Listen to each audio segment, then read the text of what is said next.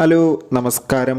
ഈ വരുന്ന ക്രിസ്മസ് നാളുകളിൽ ഏഷ്യാനെറ്റിൽ ഒരുക്കാൻ പോകുന്ന ചിത്രങ്ങൾ ഏതൊക്കെയെന്നാണ് എന്നൊരു വീഡിയോയിൽ നോക്കാൻ പോകുന്നത്. വീഡിയോയിൽ മുൻപ് വീഡിയോ ലൈക്ക് ചെയ്യുക.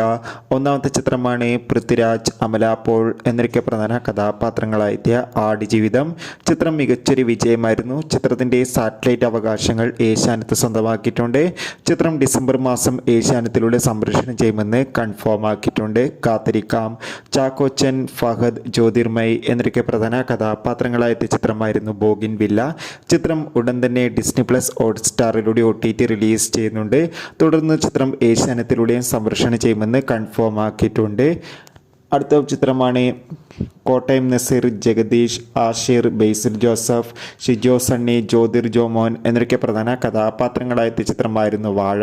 ചിത്രം മികച്ചൊരു വിജയമായിരുന്നു. ചിത്രം ഡിസ്നി പ്ലസ് ഹോട്ട്സ്റ്റാറിലൂടെ OTT റിലീസ് ചെയ്തിട്ടുണ്ട്. ചിത്രം ഇപ്പോൾ മുതൽ ഏഷ്യാനെറ്റിലൂടെ സംപ്രേഷണം ചെയ്തിരിക്കുകയാണ്. അടുത്തതായി അറിയിക്കാൻ പോകുന്നത് ഷൈം നിഗം, ബാബുരാജ്, മഹിമ നമ്പ്യാർ എന്നൊക്കെ പ്രധാന കഥാപാത്രങ്ങളായ ചിത്രമായിരുന്നു ലിറ്റിൽ ആർട്സ്. ചിത്രത്തിൻ്റെ OTT അവകാശങ്ങളൊക്കെ ആമസോൺ പ്രൈം വീഡിയോസ് എന്ന OTT പ്ലാറ്റ്ഫോമാണ് സ്വന്തമാക്കിയിട്ടുള്ളത്.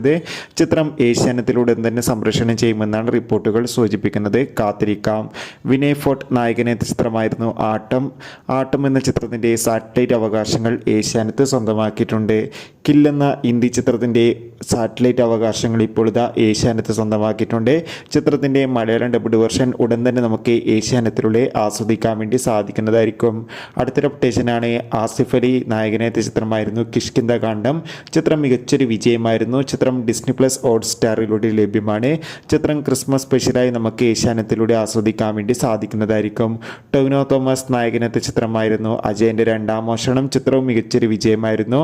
ചിത്രം OTT റിലീസ് ചെയ്തിരിക്കുന്നത് ഡിസ്നി പ്ലസ് ഹോട്ട്സ്റ്റാറിലൂടെയാണ്. ചിത്രം ഉടൻ തന്നെ ഏഷ്യാനെറ്റിലൂടെ സംപ്രേഷണം ചെയ്യുമെന്ന് കൺഫേം ആക്കിയിട്ടുണ്ട്.